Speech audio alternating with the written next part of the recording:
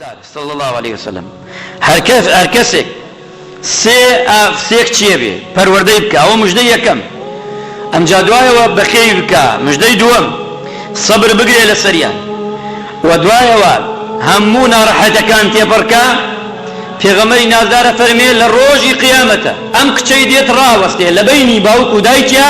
و لە بەینی ئاگری دۆزەخدا ئەبێتە قەڵغانێک نە باوکی نە دایکی نایە لێ بچێتە دۆزەخەوە شەفاعەتیان بۆ دەکات ئەمە دووەمیان ئازیزانە خۆشەویستە سێهەمیان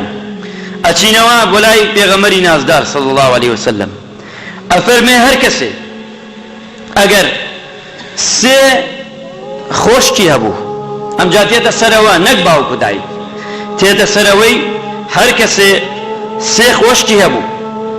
یان سێ کچی هەبوو براکەی چاک بێ لەگەڵیان نەک باوکی براکەی باوکی نەماوە دایکی نەماوە براکەی سەرگەورەی ماوە سێ کچ چوار کچ پێنجیان هەیە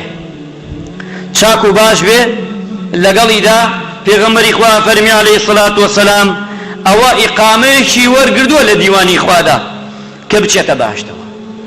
ئیقامە حجەیەکی پێ بەڵگەیەکی پێ لە قیامەتە بە بۆنەی ئەو کارە و بچێتە باشتەوە ئەمە براکانش ئەپارێزێ مسلمانە عەزیزەکان تەماشا بکە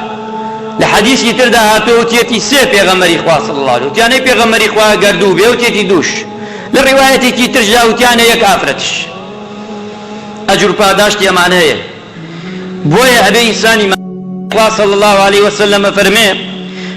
ئەگەر کچ گەورە بوو کاتی شودانی هات پێغەمبەری خوا فەرمێ ئیذا تزوج العبد فقد استكمل نصف الإيمان باوکان و دایکانی ئازیز و خۆشەویست ئەگەر کوڕێک گەورە بوو ئەگەر کچێک گەورە بوو ئەم کوڕە گەیشتە کاتی ژنێنانی ئەم کچە گەیە کاتی ژنێنانی شوکردنی عەفو ئەگەر ئێمە تەکمیلەمان کرد بۆیان چونکە خۆیان خاوەنی نیمە ئیمانن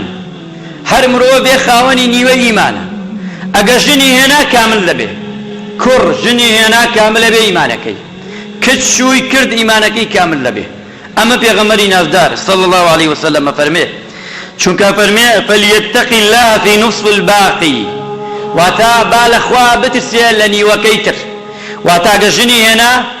نیوەی کامل کردووە نیوەکەی ترشی مقەیەتی خۆی بێ با لەخوا بترسێ و بیبە بەڕێوە هەردووکی بەیەکەوە کەواتە ئەمە پەیامێکە بۆ ئێمە وەی باوک